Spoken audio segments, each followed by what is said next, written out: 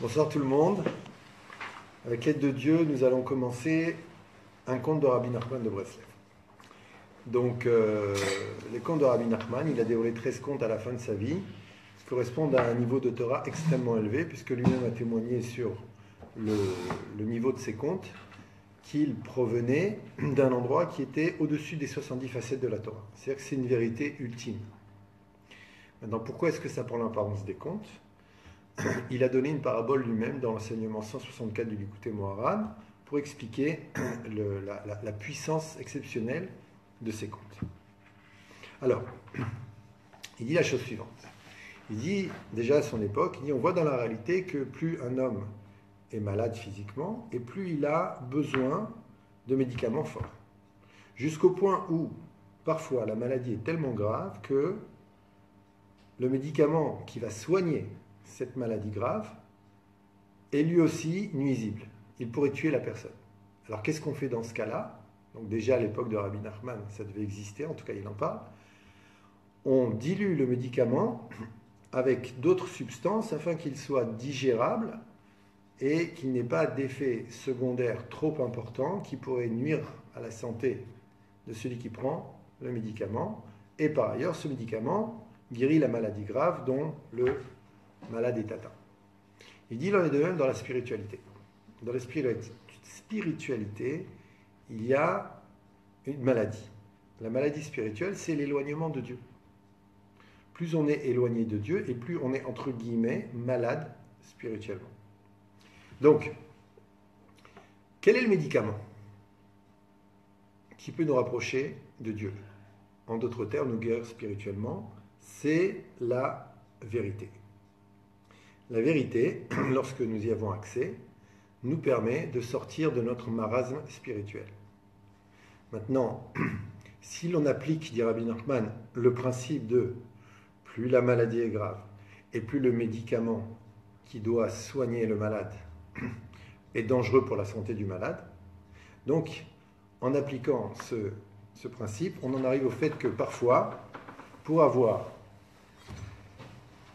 une guérison spirituelle, on a besoin d'un niveau de vérité qui est lui-même trop dangereux pour la personne.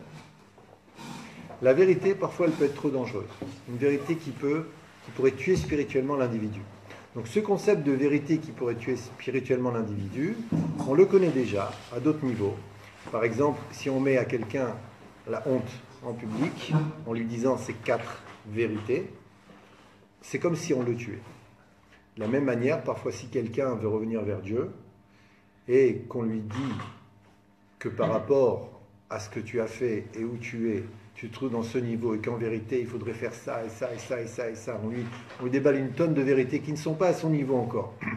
On peut le décourager et lui ôter l'envie de s'approcher d'Akadosh Baruch Hu, et à cause de cela, on le tue spirituellement parce qu'il se dit non, j'y arriverai pas, c'est pas pour moi. D'où l'importance pour les conférenciers de Torah, pour les gens qui diffusent la Torah, de faire attention dans leurs paroles lorsqu'ils diffusent des cours, de ne pas confronter leur public à un niveau de vérité qui pourrait les décourager.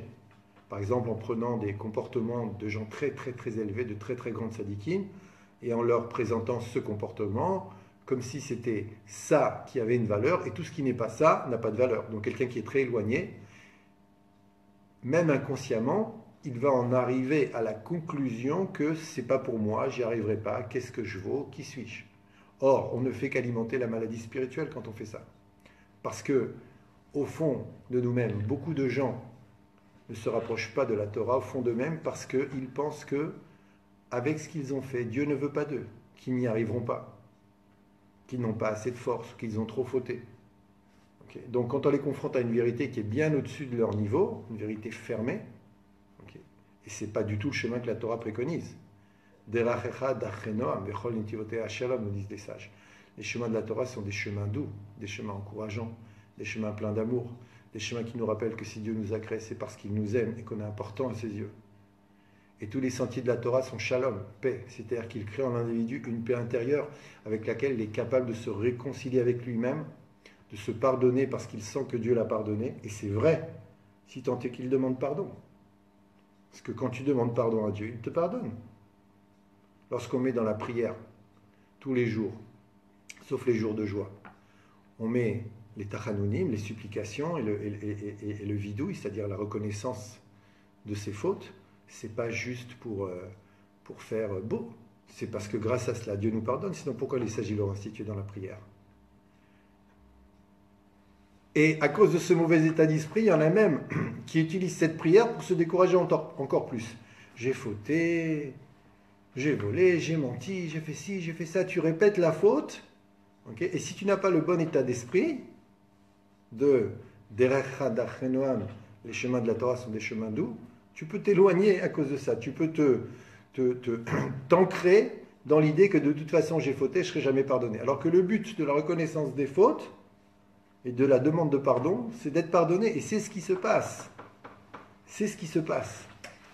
Donc, il y a des vérités qui peuvent tuer. Maintenant, la vérité dont parle Rabbi Nachman, tellement élevée qu'elle pourrait tuer, qui fait allusion à une maladie spirituelle très grave, qui est la maladie spirituelle de nos générations. Il faut le reconnaître, mais ça n'enlève rien à notre grandeur humaine, que nous sommes aujourd'hui, par rapport aux générations précédentes, extrêmement éloignés d'Akadosh Baruch Hu. D'autant plus que les tentations et les modes de pensée, les cultures qui nous éloignent de ce chemin, ont aujourd'hui la main haute sur l'influence qu'elles produisent dans l'humanité. La civilisation occidentale, dans ce qu'elle a d'inapproprié, et elle a beaucoup de valeurs qui, par rapport à la Torah, sont inappropriées, en particulier la valeur de moi d'abord, moi le premier, de quoi j'ai l'air, qui suis-je, okay? Je ne vaux quelque chose que par rapport à ce que je possède, ou par rapport à une carte de visite, ou par rapport à un look, ou par rapport à un talent. Okay? Toutes ces valeurs, elles nous éloignent de la véritable estime de soi, du véritable amour de soi, c'est-à-dire de notre connexion à notre Neshama. Parce que quand on est connecté à la Neshama, on est capable de s'aimer, on est capable de se pardonner, on est capable de s'estimer, et on est capable de donner aux autres ces cadeaux qu'on s'est offerts à soi-même. Parce que ça commence à soi-même. Tu aimeras ton prochain comme toi-même. Tu ne peux aimer ton prochain que si tu t'aimes toi-même. Et la suite de cette phrase, c'est: tu ne peux aimer ton prochain que si tu t'aimes toi-même, et tu ne peux t'aimer toi-même que si tu es toi-même. Or, tu ne pourras pas t'aimer tant que tu joueras un jeu de rôle imposé par un mode de pensée qui n'est pas le tien, et qui peut même nous attraper dans des structures religieuses. Il faut que j'ai l'air d'eux, il faut que je fasse semblant d'eux, il faut que devant les autres, je montre patte blanche, que je montre que, regarde, je suis un homme spirituel, j'ai des connaissances, je suis érudit, je suis gentil, je suis humble. Des jeux de rôle qui n'ont rien à voir avec la réalité. Parce que l'exil, il attaque la Torah aussi. Donc, on est extrêmement éloigné d'Akadosh Baruch Hu aujourd'hui à cause de toutes ces raisons, mais ce n'est pas pour nous rabaisser que je dis ça, parce que c'est une donnée de base, on est né ici, mais c'est au contraire pour nous grandir. C'est-à-dire qu'en vérité, aujourd'hui, le fait qu'un juif, comme vous par exemple, qui écoutez ce cours, fasse un effort pour écouter des paroles de Torah et essayer de se rapprocher de la vérité, et prêt à se remettre en question si cette vérité lui parle avec l'aide de Dieu, c'est extraordinaire. C'est dévoiler la présence de Dieu dans les endroits les plus reculés, les plus bas de la création. Et c'est nous qui faisons ça. Personne d'autre n'a pu faire ça. C'est-à-dire qu'en vérité, par rapport aux épreuves à lesquelles nous sommes confrontés, on est des géants. On est des géants de revenir vers Hachem Yitbarach. Le miracle, c'est quoi? Okay? Je veux dire la normalité, avant de parler du miracle. C'est quoi la normalité? La normalité, c'est que dans les structures dans lesquelles nous évoluons aujourd'hui, les structures de pensée, les structures d'influence, la normalité, c'est de ne pas être attaché à la Torah ou aux mitzvot. Comment tu veux être attaché à la Torah ou aux mitzvot dans toutes ces influences et ces valeurs qui t'entourent et qui font appel à tes pulsions les moins nobles? Comment est-ce que tu veux? Le miracle, c'est que on ait une kippa sur la tête, qu'on fasse des mitzvot, qu'on essaye de réparer notre trait de caractère, qu'on écoute un cours de Torah, même si à côté de ça, notre vie n'est pas très sanctifiée encore. C'est un miracle, c'est quelque chose d'extraordinaire. Et c'est une valeur extraordinaire aux yeux d'Akadosh Baruch Hu. Il ne faut pas se tromper. Il ne faut pas se tromper. On dit Rabbi Nachman que le plus grand kavod, le plus grand honneur de Dieu qu'on puisse lui donner, c'est lorsque quelqu'un qui est éloigné de sa Torah et de ses mitzvot, donc de Dieu, fasse un effort, aussi minime soit-il, pour se rapprocher de lui. Aux yeux d'Hachem Yitbarach, cela a une valeur inestimable, plus, nous dit Rabbi Nachman, que la dévotion des tzadikim des anciennes générations. Voilà. Si ce n'est pas un tzadik qui nous dit ça, un tzadik qui a compris la génération, qui connaît Dieu de près, comment on aurait pu deviner ça? Comment on aurait pu savoir à quel point ce que nous faisons est extraordinaire, exceptionnel aux yeux de Dieu, et se créditer de toutes les bonnes choses qu'on fait? Comment on aurait pu le savoir? Et si on ne le sait pas, eh ben on fait le religieux triste. C'est pour que le ciel ne me tombe pas sur la tête, c'est parce que j'ai tellement souffert, c'est le droit chemin, mais la vérité, je continue à souffrir, mais ne le dites pas, hein. Je n'ai pas changé, j'ai toujours les mêmes peurs, les mêmes angoisses, les mêmes tristesses, mais ne le dites pas, ok? Parce que ça le fait pas, puisque j'ai quand même une kippa, donc je suis censé être arrivé à, ben non, pas encore, vous savez. Cette vision de la Torah, c'est une vision d'exil. Donc on a besoin aujourd'hui d'un niveau de vérité extrêmement élevé. Mais le problème, nous dit Rabbi Nachman, par rapport donc à cette maladie spirituelle des générations, c'est que le médicament, il peut nous tuer. La vérité qui peut être dévoilée, et donc on n'a aucune notion de cette vérité, elle est tellement pure, tellement élevée au niveau des 70 facettes de la Torah, qu'elle peut nous tuer. Par exemple, lorsque on a reçu la Torah, au début, c'est Dieu qui parlait, les 2 premiers commandements. Chaque fois qu'il a parlé, nos âmes nous ont quittés. On est mort. Parce que l'âme, elle ressentait une vérité si pure, si belle, si vraie. Elle retrouvait tout d'un coup la source d'où elle provenait à l'état pur, qu'elle quittait le corps. Elle disait papa, elle partait, et tous les corps tombaient. Et Akadosh Baruch Hu forçait les âmes à revenir dans nos corps, et on ressuscitait. 1 fois, 2 fois, on a dit à Moshe Rabbeinu, Moshe, tu sais quoi? Toi, tu as le niveau. Donc toi, tu vas écouter les paroles et après, tu viendras nous les répercuter, nous les répéter, afin qu'on les écoute de toi, sans mourir, et qu'on puisse agir en fonction de ce que Dieu nous demande. Voilà ce qui s'est passé. Donc ce niveau de vérité-là, il est trop élevé. Il pourrait nous tuer, entre guillemets. Donc comment est-ce qu'on fait? De la même manière, nous dit Rabbi Nachman, que dans le monde physique, on dilue le médicament trop dangereux avec d'autres substances, ce niveau de vérité va être dilué à l'intérieur d'histoires. Et telle est la raison des contes, okay, qui sont une dilution d'une vérité beaucoup trop élevée pour que nos structures intellectuelles puissent l'absorber. Ça nous rendrait fous. Okay. Donc voilà les contes. Donc on va raconter les histoires, on va avec l'aide de Dieu les commenter, puisque de toute façon on est capable à partir de ces histoires de tirer certains enseignements, tout en sachant que, malgré tout, l'essentiel de l'étude des contes proviendra simplement de la lecture et l'écoute de l'histoire racontée par Rabbi Nachman, qui sont des histoires merveilleuses, mais un petit peu étranges, parfois kafkaïennes même, c'est-à-dire qu'on est en même temps dans la réalité, et en même temps, on est dans un monde étrange, bizarre. On va voir des géants, on va voir des princesses, on va voir des châteaux de perles précieuses, on va voir des choses extraordinaires. Okay. Et avec l'aide de Dieu, on va profiter simplement par la simple écoute des contes, tel quelqu'un qui prend un médicament et qui ne sait pas comment le médicament a un effet sur lui, mais je vais mieux. Je vais mieux. Et les contes, c'est une réfoua, c'est une guérison. Donc, Baruch Hashem, on va développer un petit peu, partager des enseignements qui, avec l'aide de Dieu, vont nous apporter quelque chose. Mais ne pas se tromper. C'est l'écoute du conte l'essentiel. Même si on ne les comprend pas. Même si on ne les comprend pas.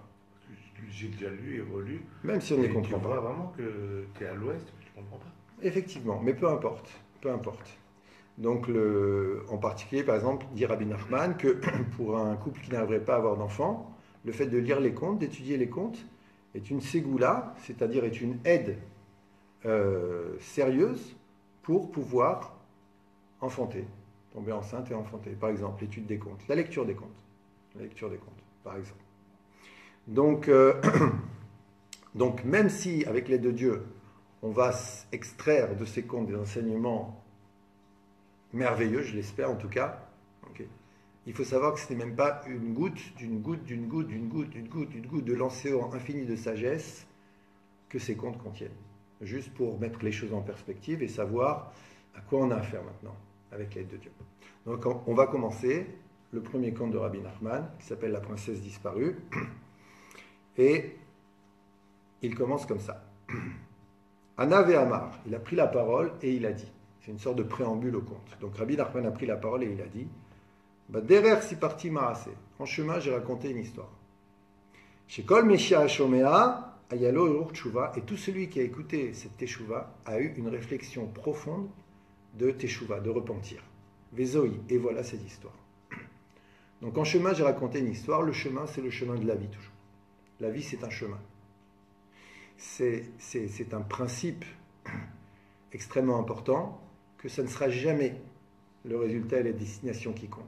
Parce que nous voulons nous connecter à l'infini, donc l'infini n'a pas de fin. C'est toujours le chemin, c'est toujours la démarche, c'est toujours ce que nous aspirons à atteindre qui est important, plus que le résultat. Parce que s'arrêter à un résultat, en termes de spiritualité, c'est se tuer aussi. C'est pas terminé. La vie, elle est belle. La vie, c'est une aventure. Si on sait se poser les bonnes questions, et si on a encore ce cœur d'enfant qui est en chacun de nous, cette innocence, qui aspire au degré les plus élevés de la sainteté. Okay. Eh bien, on pourra toute notre vie mener une vie extraordinaire par l'intermédiaire des messages que Akadosh Baruch Hu nous donne et des solutions de vie qu'il nous propose. Et donc, c'est le chemin. Et donc, en chemin, j'ai raconté une histoire, nous dit Rabbi Nachman. Et tout celui qui l'a entendu a eu une réflexion profonde de Teshuvah. Hir'ur, c'est plus qu'une pensée.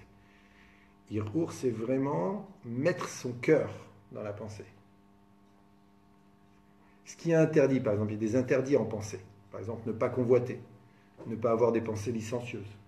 C'est les hirurim qui sont interdites. C'est-à-dire, tu peux être attaqué par une mauvaise pensée, effectivement, mais si tu ne la cultives pas, si tu ne l'entretiens pas, même si elle revient des centaines de fois, mais que tu respires un bon coup et que tu dis je vais penser à autre chose, comme dit Rabbi Nachman. On ne peut pas avoir deux pensées fortes en même temps. Donc, il y a une pensée qui t'attaque, pense à autre chose, même à n'importe quoi. Le hirour, c'est recevoir la pensée. Maintenant, parfois, c'est Dieu qui l'envoie, justement pour nous donner une chance de la repousser et ce faisant de faire une réparation. Parfois, c'est parce qu'on s'est laissé aller à regarder des choses inappropriées que ces pensées nous attaquent. Et à ce moment-là, nous les avons provoquées, mais on peut toujours faire marche arrière et ne pas se laisser aller avec notre cœur à les entretenir et à se concentrer dessus. Donc, nous dit Rabbi Nachman, tout celui qui a écouté ce conte a eu un hirur, c'est-à-dire une pensée forte avec le cœur associé, de teshuva, de repentir. Et je vous parle d'expérience parce que ce n'est pas la première fois que j'enseigne ce conte. J'ai toujours vu dans les réactions des gens qui écoutaient le conte, alors que ça pourrait avoir l'air un petit peu de loin d'être puéril, parce qu'il y a des princesses, il y a des chevaliers, etc. J'ai toujours vu dans les réactions du public une lueur dans les yeux supérieure à celle qu'il y avait lors de cours qui étaient plus basés sur une compréhension intellectuelle. On va commencer. Maaseh bemelech echad. C'est l'histoire d'un roi. Shayulo shisha banim ubat echad, qui avait 6 garçons et une fille. Veota abat aita chashuva be'enav meod. Et cette fille était très importante à ses yeux. Ve'aya mechaveva beyoter. Et il l'a préférée. Ve'aya mecharshea ima meod. Et il passait beaucoup de bon temps avec elle. Sha'ashua, c'est un délice. C'est-à-dire que quand ils étaient ensemble, leur moment était délicieux. C'était des moments d'amour exceptionnels. Pa'amachat, une fois. Ayamid ve'edima, il se promenait avec elle. Beyachat, be'ezeyam, ensemble, un certain jour. Venaasa be'rogez alea. Et il s'est mis en colère. Plus précisément, la traduction c'est il a été mis en colère sur elle. Venizreka mipiv dibour, et a été lancé de sa bouche une parole, Shia lotov yekachotach, que le pas bon t'emporte. Le début de ce conte fait allusion à la création du monde. Melech Echad, le roi un, Hachem Echad, Hachem est un, c'est Dieu. Il avait 6 garçons et une fille. Cela fait allusion, pour ceux qui s'y connaissent un petit peu en Kabbalah, aux 7 sphirotes, qui sont 7 sources d'énergie créatrices, par l'intermédiaire desquelles Dieu a tout créé. En vérité, il y en a 10, mais nous sommes nous-mêmes dans ce monde en relation avec 7 seulement. Donc ça fait allusion à ces sphirotes. Ces sphirotes ont tous un aspect masculin pour 6 d'entre elles, pas toutes, 6, un aspect masculin. Et le dernier aspect, qu'on appelle la royauté, c'est un aspect féminin. Voilà, c'est un aspect féminin. Royauté veut dire concrétisation de la volonté divine dans ce monde matériel. Présence de la volonté divine dans ce monde matériel. Donc, il avait une fille qu'il préférait, et à un moment, il se met en colère contre elle. Que le pas bon t'emporte, lui dit-il. Le pas bon, avant que le monde ne soit créé, tout était tov. Il n'y avait que du tov, que du bien, puisqu'il n'y avait que Hachem. Et l'être humain ne peut exister que s'il a le choix. Donc, il doit avoir le choix entre le tov, le bien, et le lotov, et le pas bien.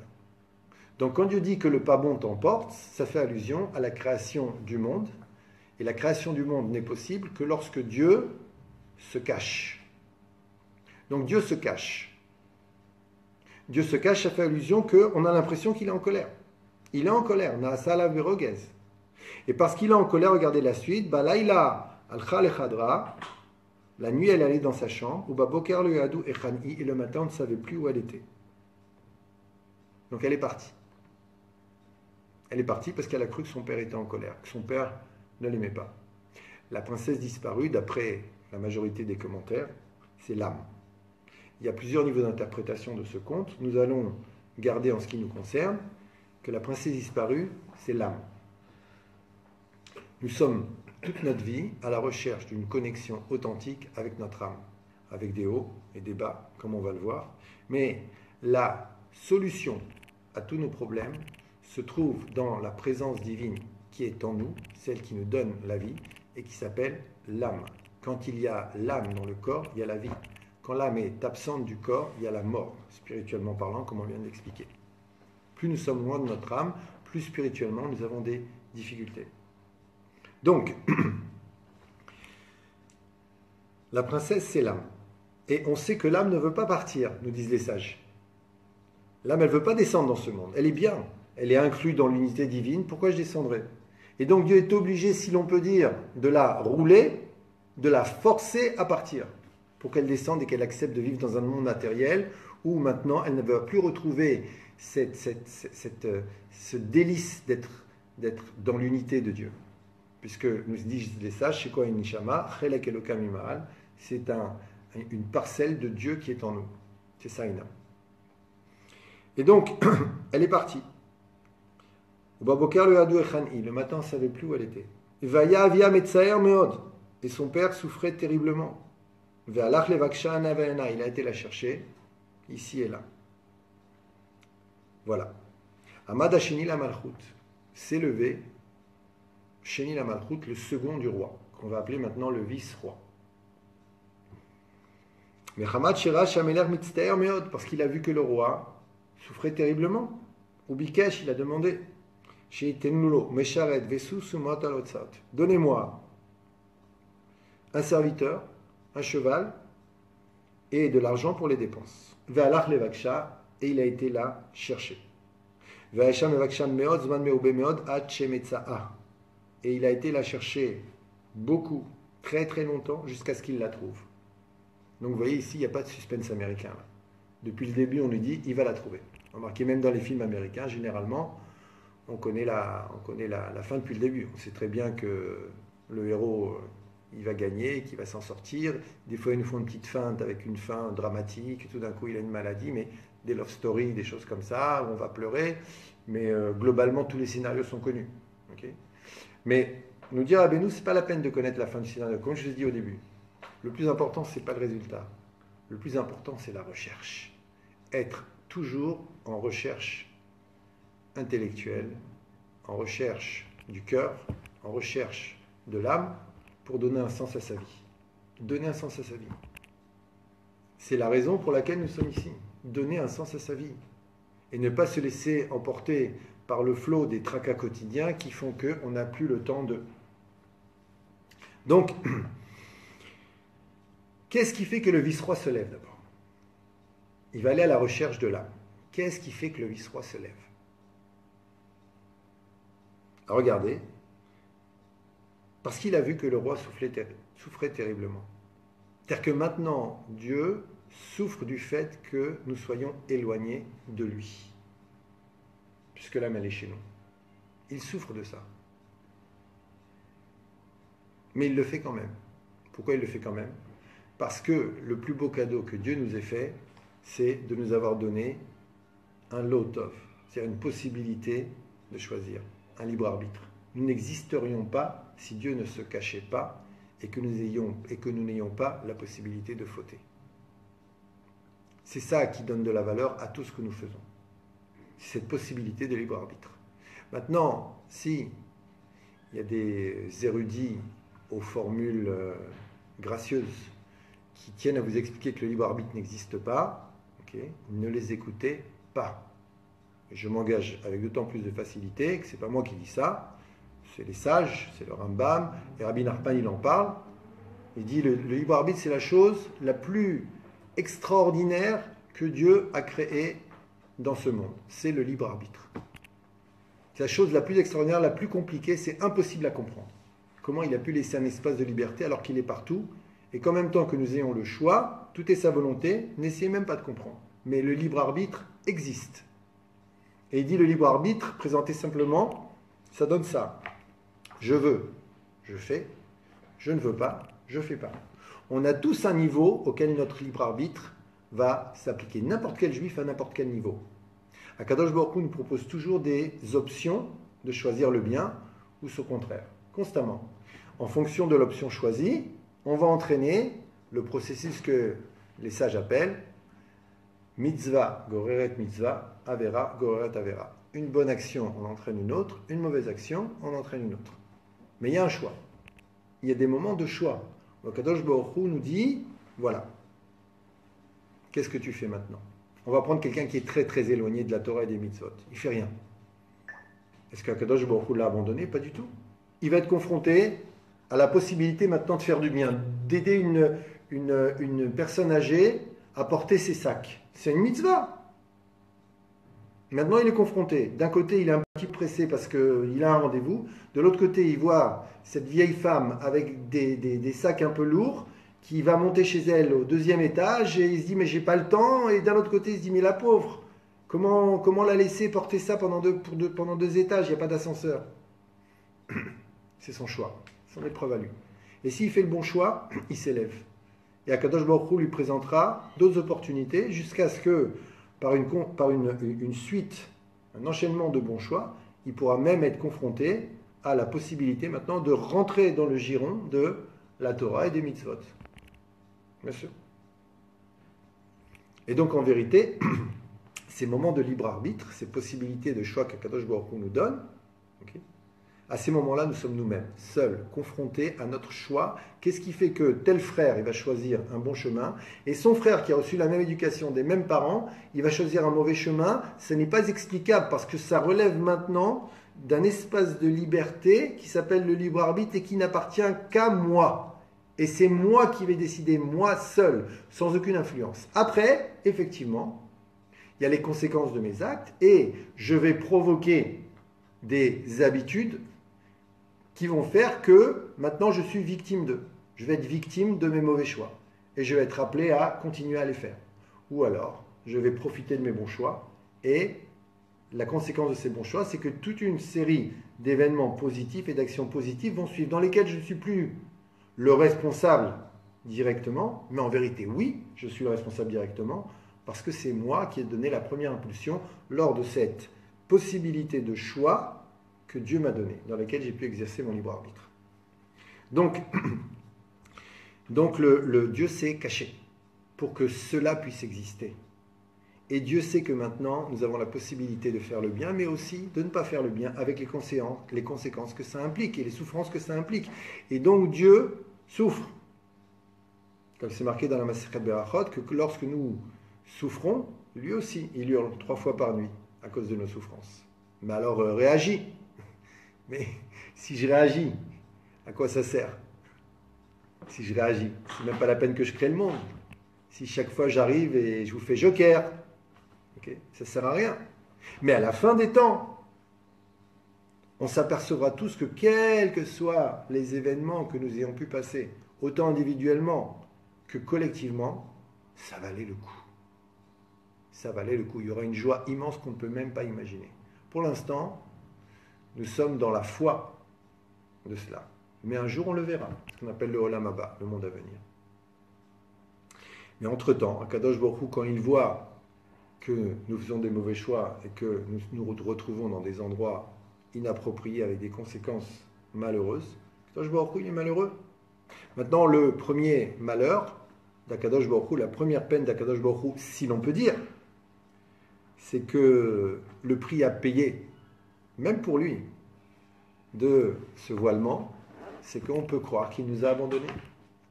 Comme cette âme, cette princesse disparue, qui dit « Dieu m'a abandonné ».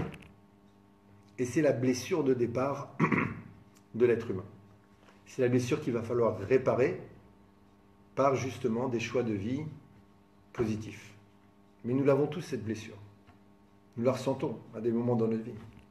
Nous la ressentons quand nous écoutons des chansons nostalgiques, quand nous voyons des histoires tristes, quand sans raison on a ce qu'on appelle du vague à l'âme. Okay. Nous la ressentons, cette tristesse, cet abandon. On a tous vécu un abandon, ce qu'on appelle une blessure. Il y a plusieurs types de blessures, mais elles sont toutes plus ou moins liées à ce traumatisme de l'âme qui descend pour habiter dans un corps et ne plus retrouver cet amour du père ou de la mère, parce que Akadosh Baruch Hu, c'est les deux, auquel il était habitué. Et c'est ce qui se passe de toute façon après pour l'être humain. Au début, l'enfant, tout est possible, tout va bien. Okay. Il n'a aucune blessure. Au fur et à mesure que les jours, les semaines et les mois avancent, à un moment dans sa vie, l'enfant va être confronté à une blessure. Et cette blessure, elle va déterminer son chemin de vie, mais c'est voulu par Dieu. Et la réparation de cette blessure va entraîner le dévoilement de sa nature profonde et la connexion à l'âme. Mais on a tous une blessure. On peut l'appeler abandon, on peut l'appeler rejet, on peut l'appeler humiliation, on peut l'appeler trahison, on peut l'appeler injustice. On a tous ça, une des 5 blessures en nous. Okay. Et donc, la princesse a disparu. Et le vice-roi, c'est nous. Le vice-roi, c'est nous. C'est nous qui allons partir à la recherche de la princesse disparue. Mais la condition de cette démarche, de cette recherche, la condition de départ, écoutez bien, donc ce qui va faire que notre chemin spirituel va être authentique, c'est une prise de conscience qui est la suivante. Akadosh Baruch Hu souffre de notre éloignement. Akadosh Baruch Hu nous désire.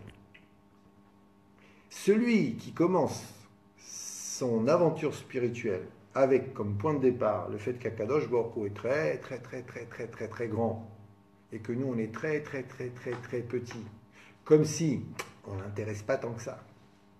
Comme si c'était un roi, on doit lui obéir, sinon on prend une tannée. C'est-à-dire qu'il n'y a pas d'affect entre lui et moi. C'est un roi, il faut obéir, c'est tout. T'obéis, mon frère, c'est bon pour toi. Bon, la vérité, tu ne vas pas voir maintenant, mais c'est bon pour toi. T'obéis pas, mon frère, tu prends une tannée. Cette vision des choses, tu commences même pas à servir Dieu. C'est-à-dire, tu commences dans la mesure où tu reconnais la royauté de Dieu. Mais si tu restes cantonné dans cette vision des choses, ton évolution spirituelle, elle va se cantonner à des poids et des mesures. Ça c'est permis, ça c'est interdit. À des rasras, okay, des angoisses que tu vas propager chez les autres. Parce que toi tu es black et tu vois les choses black. Et quand tu es chez les gens, okay, ils se sentent accusés, ils se sentent condamnés, ils se sentent culpabilisés. Okay. Parce que lui-même, le gars, en vérité, si on voit derrière, on pousse le voile, lui-même, le gars, il n'arrête pas de se culpabiliser, de se condamner, il n'a pas d'estime de soi, il n'a pas d'amour de soi, et il essaye de combattre, hélas maladroitement, en essayant de trouver une contenance dans le fait que moi je sais, vous ne savez pas. Ah, voilà, j'ai une raison d'exister. Okay, c'est faux, c'est de l'illusion. Okay. Et la tristesse qu'il a au fond de lui, il ne la reconnaîtra pas devant tout le monde, puisqu'il est censé être celui qui a trouvé le droit chemin et qui est heureux. Okay. Mais il ne nous la fera pas. C'est pas ça la simcha. C'est pas ça la simcha. Tu ne peux commencer à servir Hachem que si tu comprends qu'Hachem désire de toi et que le fait que tu sois loin de lui lui fasse mal. Parce qu'être loin de lui, c'est la cause de toutes nos souffrances. Si tu ne comprends pas ça, le chemin n'a pas commencé.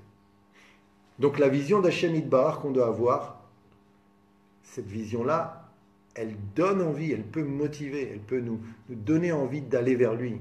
Parce qu'on n'a pas affaire maintenant à un roi insensible. On a affaire à Kadosh Baruch Hu. Kadosh Baruch Hu nous désire, il nous aime. Vers lui, j'ai envie d'aller. Oui.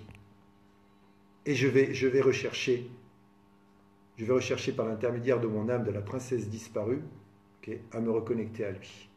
Et je vais ainsi lui ôter sa souffrance en enlevant ma souffrance. Parce que la reconnexion à l'âme, elle va se propager partout dans notre esprit.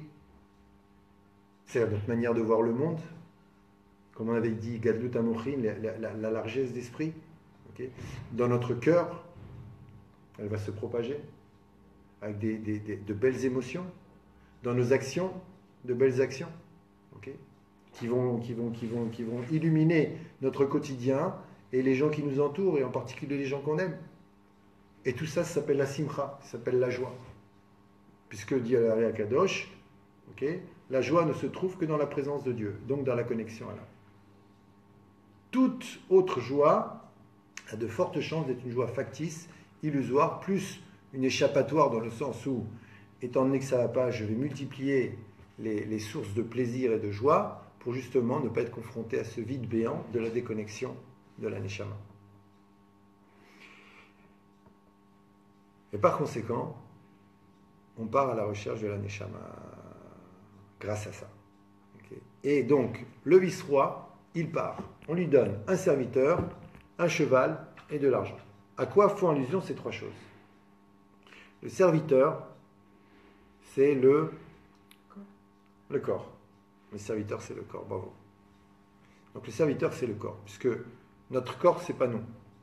Notre corps, c'est l'instrument que Dieu nous a donné afin que nous puissions évoluer et agir dans ce monde. C'est un instrument, le corps. À 120 ans, quand on quitte ce monde, il ne vient pas avec nous. Ce n'était qu'un instrument.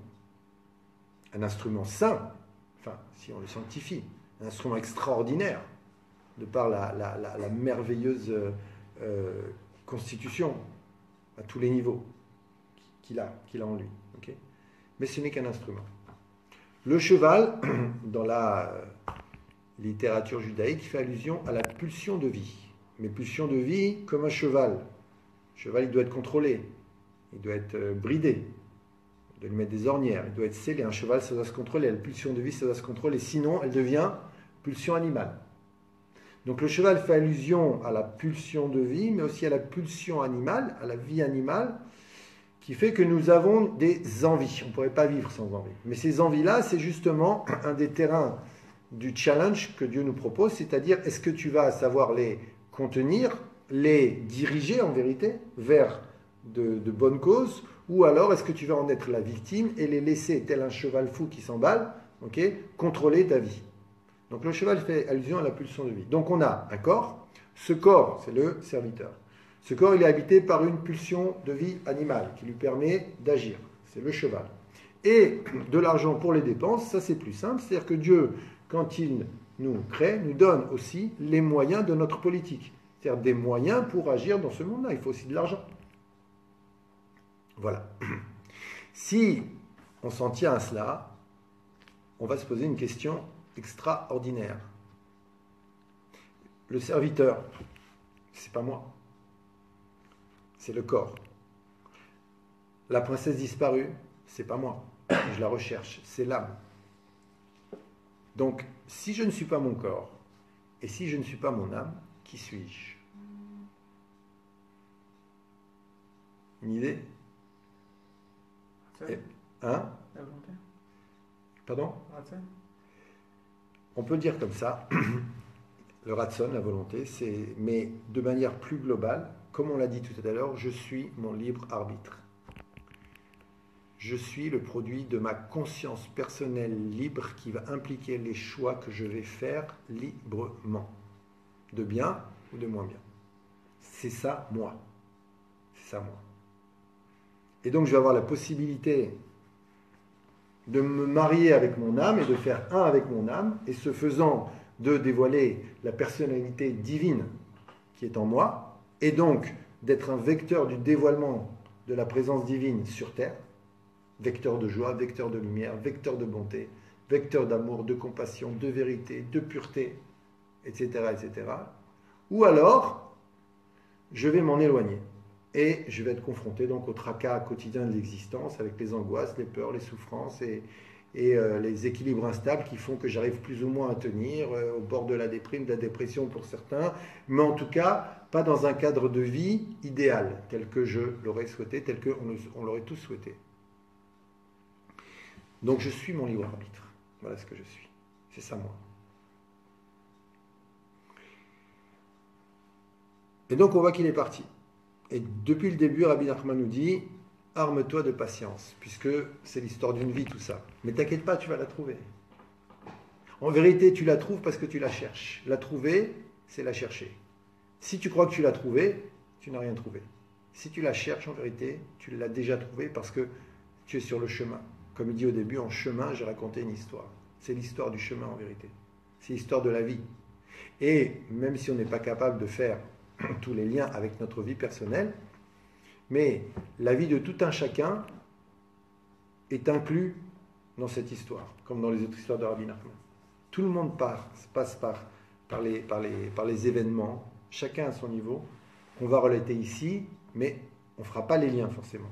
Mais on pourra trouver des correspondances avec l'aide de Dieu. Veya olech. Donc maintenant, on nous dit le texte, Atam et Saper, Erbikesh, Ad Shem et Tsa'a. Maintenant, on va raconter comment il l'a recherché jusqu'à ce qu'il la trouve. Donc, si tu cherches, tu trouves. Comme disent les sages. Ok? Yagata ve Matsata ta'amin. Si tu as fait l'effort et que tu as trouvé, on peut te croire. Ok? Alors, Veya olechana vaena zman rav bamidbariot vasadot vayeharin vaya mevaksha zman rav meod. Donc il a commencé, il a cherché. Par-ci, par-là. C'est-à-dire au début, on ne sait pas très bien où on va. Okay. On attend. Plus ou moins une direction, mais on ne sait pas ce qui va se passer. Okay. Mais il faut y aller, il faut commencer. Par-ci, par-là, dans tout type de contrées, dans des champs, dans des forêts, dans des déserts. Okay. Il l'a cherché longtemps. Veyaoler bamidbar. Et il allait dans le désert. Verash vilechad minatzad. Il a vu un petit sentier sur le côté. Vayam yachev atzmo. Et il a réfléchi. Il s'est arrêté pour réfléchir. Donc ici déjà on a des notions très importantes. Il allait dans le désert. Le désert, ça fait allusion à ce qu'explique Rabbi Nachman dans un enseignement entre les deux tomes du Likutei Moharan, que si tu recherches la vérité, tu dois faire comme Avraham Avinu. Avraham Avinu était seul au monde. Ça veut dire que toutes les influences extérieures, tous les gens qui pourraient se moquer de toi, tous les gens qui pourraient t'empêcher, même des proches, tu ne dois pas en tenir compte. Si tu es animé par un désir de vérité sincère, okay, alors tu ne dois pas faire attention à tous ceux qui voudraient te décourager, mais sincère. D'accord ? C'est pas que tu recherches un petit intérêt pour une meilleure vie, parce que quand j'étais pas dans la Torah, la vie elle était pourrie, que maintenant je cherchais une meilleure vie pour mon intérêt personnel, pour que ça soit mieux. Non, on parle d'intérêt sincère. Je veux la vérité. Et c'est dans chacun d'entre nous, puisqu'on a une neshama. C'est dans chacun d'entre nous ce niveau de désintéressement. Chacun d'entre nous, chaque être humain, il l'a. S'il le veut, s'il veut le chercher. Okay. Donc le désert, ça fait allusion au fait de se considérer comme seul au monde, comme c'est marqué dans le prophète Yecheskel, je crois.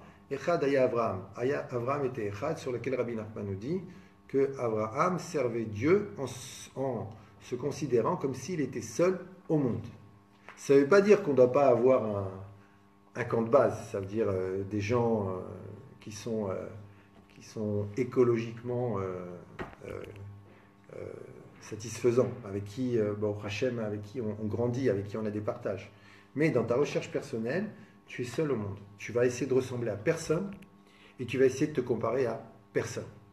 C'est toi maintenant dont on parle. Parce que toi, tu es unique au monde. Tel point que Rabbi Nachman dit que lorsqu'Hachem t'a créé, c'est parce qu'en vérité, le monde n'aurait pas pu continuer à tourner si tu n'étais pas venu. Telle est l'importance de chaque être humain. Si toi, tu n'étais pas venu au monde, le monde n'aurait pas pu fonctionner à ce point. Donc, le Midbar, c'est le désert, c'est déjà, premièrement, se considérer seul au monde. Le Midbar aussi, c'est les lettres de Medaber, parler. Parler à Dieu. Cette recherche-là, on le verra dans d'autres aspects de l'histoire, elle doit toujours être accompagnée par les paroles, par la communication avec Akadosh Baruch Hu. Toujours être connecté à lui. Toujours lui parler. Lui dire, comme dit Rabbi Nachman, il vaut des doutes, s'isoler, prendre un moment chaque jour et lui parler. Chacun en fonction de ses possibilités. Peu importe l'endroit, il y a des endroits plus propices, il y a des moments plus propices. Certes, il y a le top du top, il y a la Ferrari.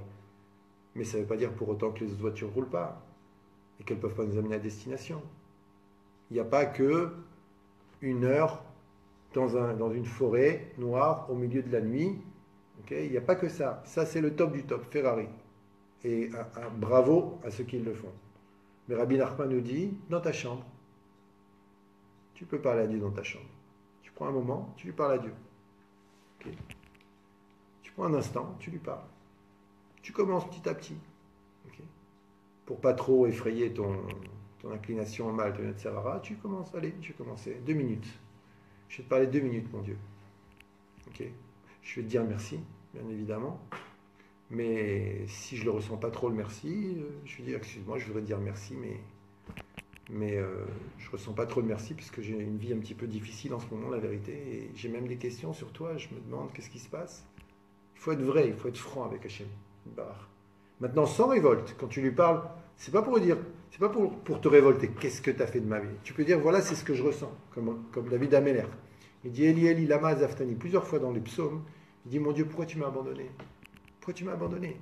Il ne lui dit pas, tu m'as abandonné, parce que qui mieux que David Améler, que le roi David, peut savoir à quel point Dieu est bon et que Dieu ne nous abandonne pas. Mais il le dit pourtant. Pourquoi?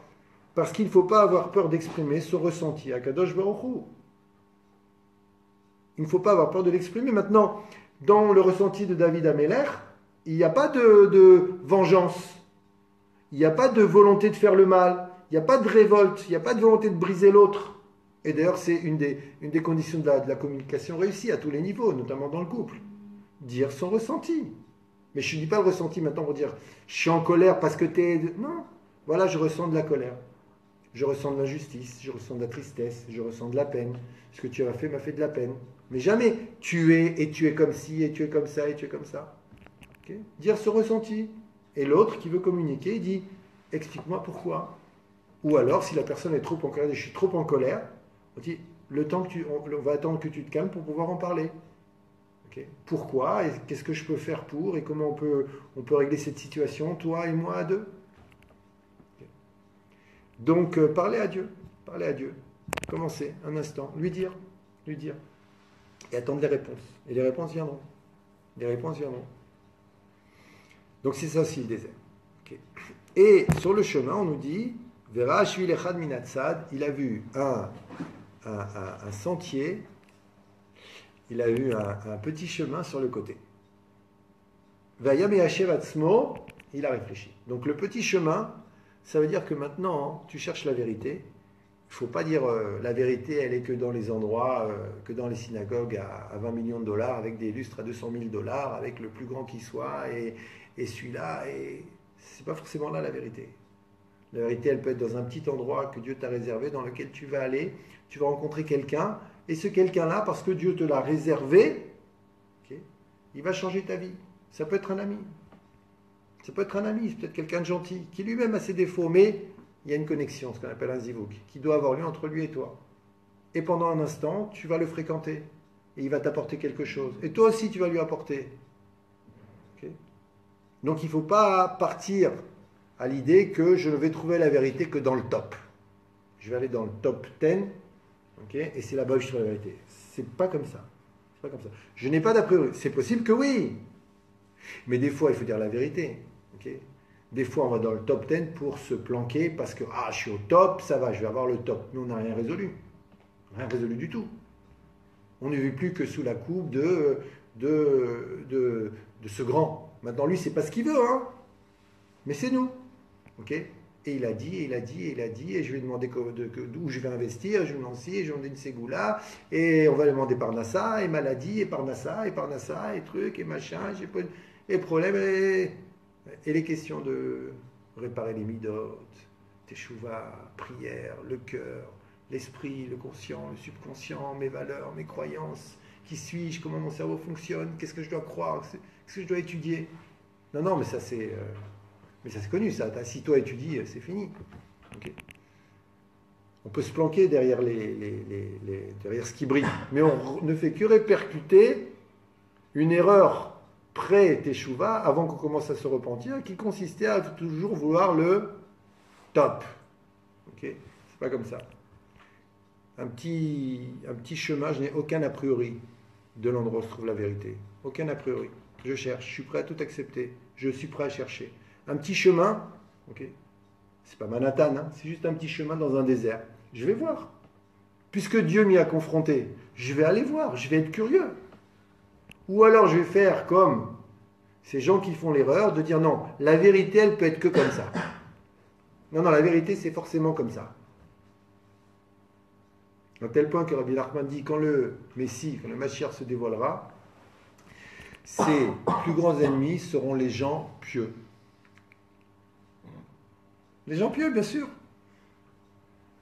Mais c'est évident, parce qu'ils ont tous un a priori de la forme du chapeau et de l'habit qu'il va porter, et ça va sûrement être un Tunisien de Sousse ou de Gabès.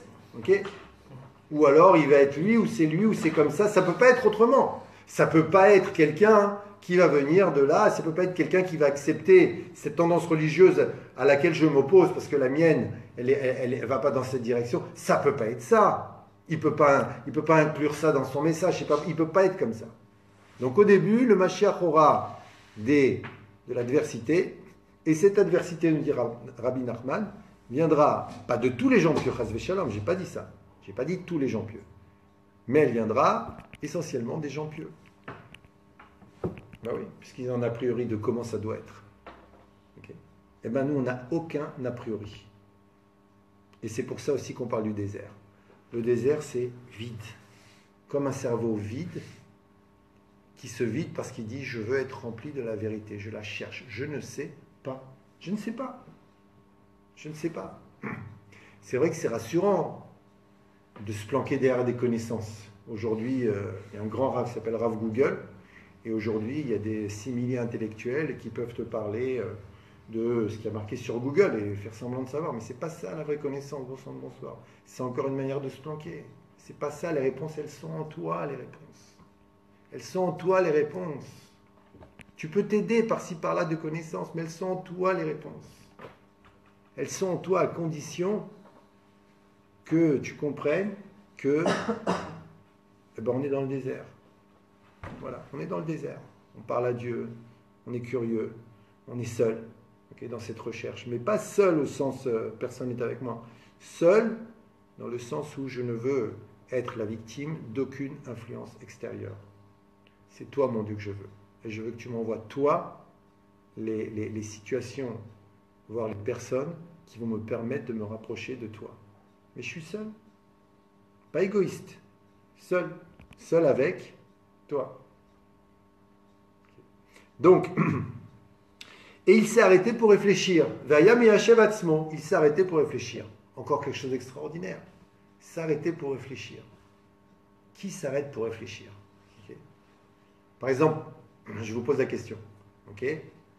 Qui d'entre vous aujourd'hui s'est arrêté pour dire je vais réfléchir pendant 5 minutes au sens de l'existence, à ma mission de vie, à ce qu'Akadosh Baruch Hu attend de moi, à la manière dont je vais pouvoir résoudre ma colère, ou résoudre mon égoïsme, ou résoudre cette angoisse qui m'étreint souvent quand les choses ne vont pas telles que je le voudrais, ou résoudre cette irritation permanente à cause du conducteur qui ne va pas assez vite alors que moi je suis pressé et qui ne sait pas conduire, et que je klaxonne et que j'insulte, etc., etc. Qui s'arrête pour réfléchir? Okay. Donc c'est obligatoire de s'arrêter pour réfléchir. On doit s'arrêter pour réfléchir. Mais le Yetzer Hara, il est fort.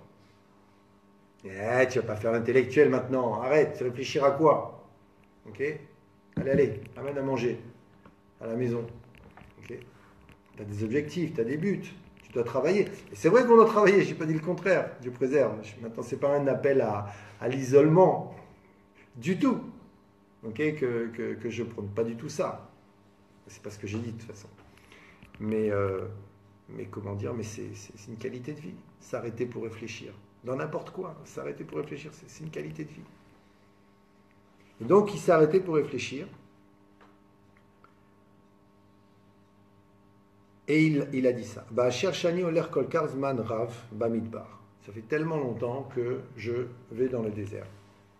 Ve'eni yachol lemotza. Et je n'arrive pas à la trouver. Et l'herbe ashvilazé. Je vais aller dans ce chemin. Ou là, yavolim kom yishuv. Peut-être vais-je arriver à un endroit habité. Alors donc, le désert, c'est un endroit aérien, je ne sais pas. Arriver à un endroit habité, ça veut dire arriver à un endroit où je vais pouvoir maintenant être confronté à du sens, du mouvement, de l'action, des réponses, des débuts de réponses. Okay?